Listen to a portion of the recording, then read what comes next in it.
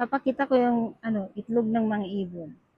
Pero hindi ko siya hawakan kasi yung may itlog nito, baka ayaw na pagkahinawakan.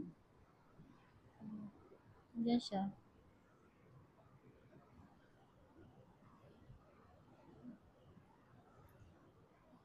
Mga apat na itlog.